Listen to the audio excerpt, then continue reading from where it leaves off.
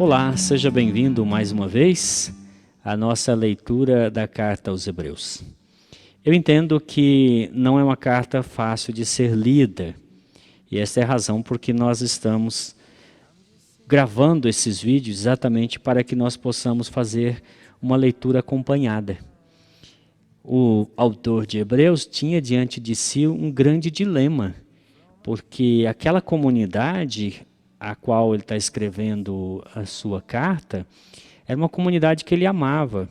E ele estava sabendo, recebendo notícias de lá, que aqueles irmãos estavam passando necessidades, que muitos deles tiveram seus bens espoliados. Nós não sabemos exatamente detalhes sobre isso, mas possivelmente em meio à perseguição, estes irmãos, eles foram perseguidos, expulsos de suas casas, tiveram seus bens tomados e eles estavam passando necessidade. A comunidade estava vivenciando um momento de perseguição, um momento de angústia, um momento de dificuldade.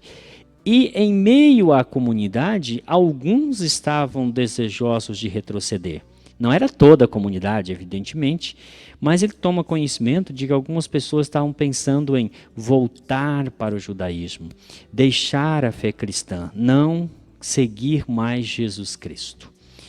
E o que ele faz? Ele entende que ele precisa agora transmitir uma mensagem que convença essas pessoas, que levem elas a refletir sobre por que eles estão fazendo isso.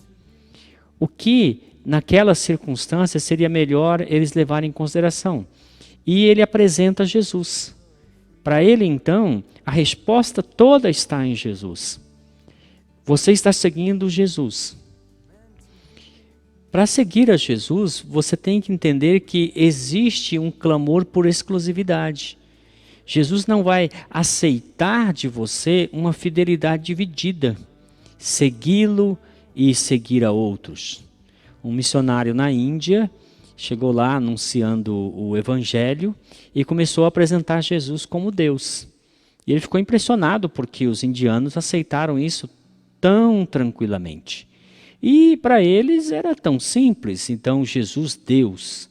Depois o missionário descobriu que no panteão, ou seja, na lista de deuses dos hindus, tem mais de 1 milhão. Então Jesus seria entre 1 milhão.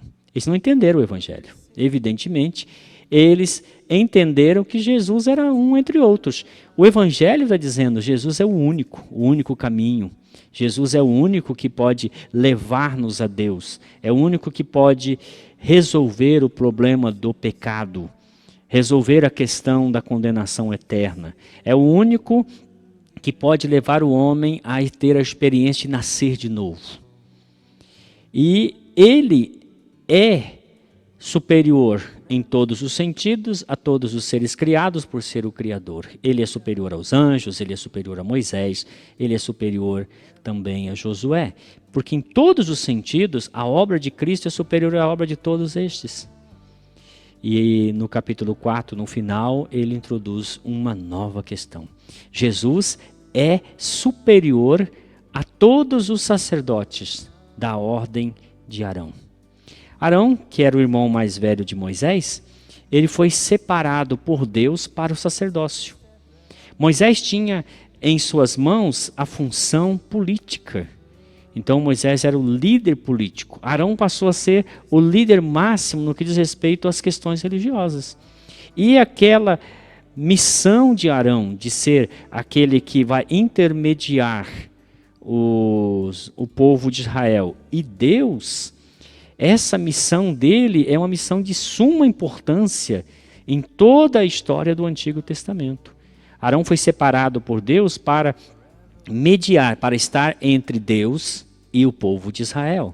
E esta missão era passada de Arão para os seus filhos, de seus filhos para seus netos e assim sucessivamente. Então sempre houve uma sucessão, desde Arão até aquele momento, e aqui quando ele escreve, Caifás já não é mais o sumo sacerdote, já há outro sumo sacerdote no lugar de Caifás. No entanto, todos os sumos sacerdotes são descendentes de Arão.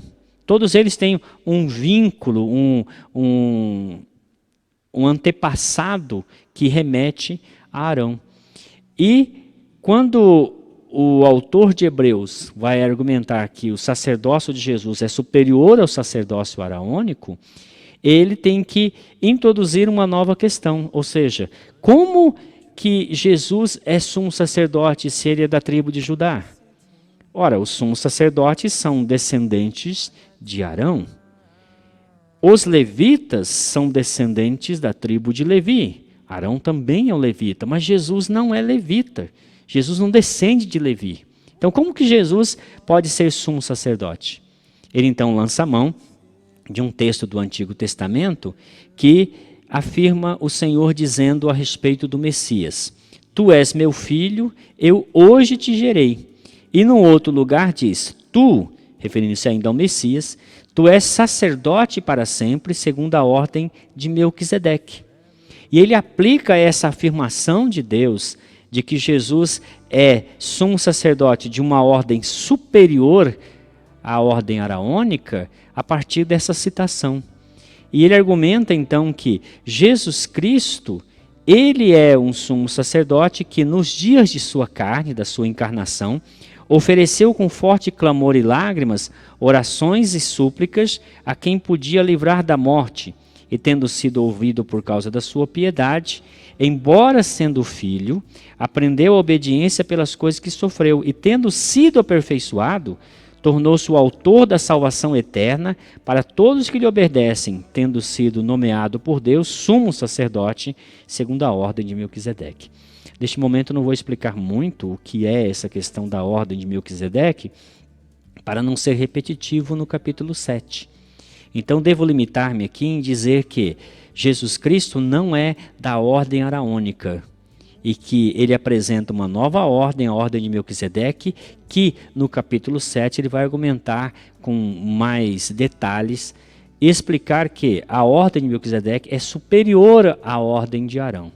Mas neste momento, ele, depois de afirmar o fato de que nós temos um sumo sacerdote que se identifica conosco, que pode nos auxiliar em nossa fraqueza, ele diz que a gente deveria e poderia, sim, nos aproximar de Deus com certeza de fé. Não na incredulidade daqueles que foram incrédulos no deserto e morreram, mas agora, com fé em nosso coração, nos aproximemos porque nós temos um sumo sacerdote superior ao sacerdócio araônico, no caso, o sacerdócio de Jesus Cristo. E depois de falar essas verdades que ele vai aprofundar no capítulo 7, ele termina nos versículos 11 a 14, eu quero ler, fazendo uma exortação significativa para aquela comunidade. A esse respeito, ou seja, a respeito destas coisas, temos muitas coisas que dizer e difíceis de explicar. E ele vai, depois até como numa espécie de arrependimento, aprofundar isso no capítulo 7 e no capítulo 9. Mas, por enquanto, ele está dizendo, eu não tenho como aprofundar esse discurso, porque vocês se tornaram tardios em ouvir. E aqui ele detecta um problema naquela comunidade. O fato de que muitos estavam desanimados, querendo deixar Jesus, não era só pelo fato de estarem sendo perseguidos. Era o fato que, ao invés de crescer na vida cristã, ao invés de desenvolver sua vida cristã, eles ficaram acomodados. Eles ficaram apáticos, não cresceram espiritualmente, não procuraram se alimentar da palavra de Deus, não buscaram obedecer à palavra de Deus de maneira que eles se tornassem cristãos maduros.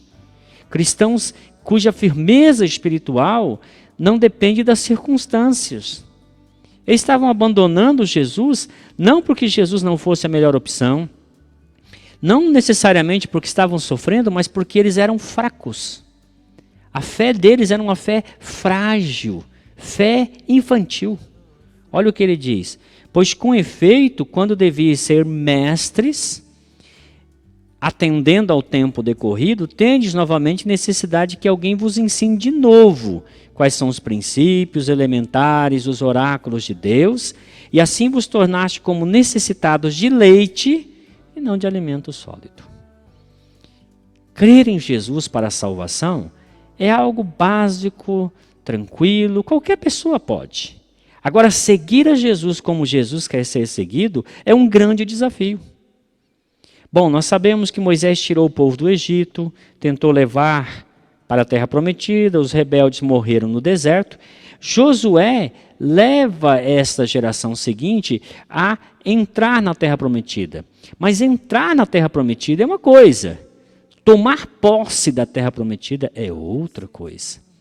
Para que eles tomassem posse da terra prometida, eles teriam que desembainhar a espada, enfrentar a luta contra o cananeu, enfrentar todos os opositores e estabelecer ali o seu domínio. Então, é uma questão muito básica. A graça de Deus nos é estendida, mas esta graça não nos exime de nos esforçarmos diligentemente por tomar posse da nossa herança. Se a gente ficar parado achando que tudo vai cair do céu, como o maná caía no deserto, na terra prometida não caía maná. Na terra prometida eles tinham que arar a terra, plantar a semente, colher o trigo, fazer o pão e comer. Deus não mandava os anjos arar a terra para eles. Deus nunca mandou os anjos fazerem colheita para eles. Eles tinham que fazer a parte dele. Então, você creu em Jesus. Muito bem, louvado seja Deus. Você tem vida eterna, seus pecados foram perdoados. Você não passará pela condenação eterna. Louvado seja Deus. Agora, e o que virá?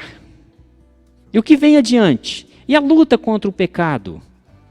E o desejo de ser um cristão autêntico, verdadeiro, maduro, à semelhança de Jesus Cristo.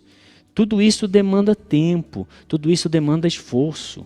Mas se a gente ficar parado achando que as coisas vão cair do céu, ou se a gente acha que a vida cristã é eu vou na igreja, eu sento lá, o pastor prega uma mensagem, o pessoal do louvor canta umas músicas para eu ficar feliz, para o meu espírito se enlevar. Se essa é a sua visão da vida cristã, você está condenando a sua alma a ser alma de criança. Ele diz aqui, olha, vocês estão tomando leite. Eu sei de pessoas que estão na igreja há 10, 15, 20 anos, e eles são pessoas que estão só recebendo.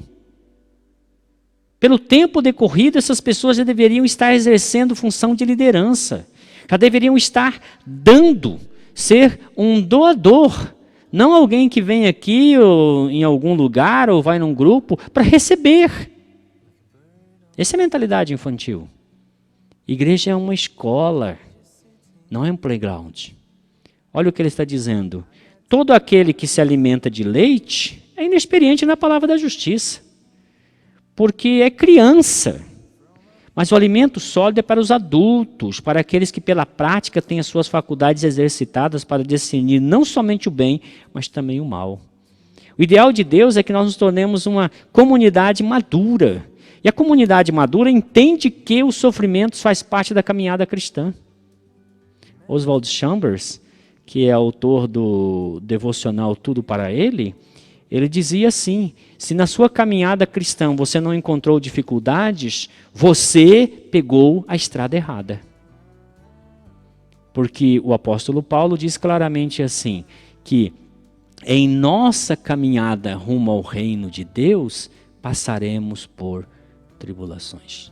Mas o cristão maduro sabe que o Senhor Jesus disse, estas coisas lhes tenho dito para que em mim tenhais paz. No mundo tereis aflições, mas tenham bom ânimo, eu venci o mundo. Deus os abençoe.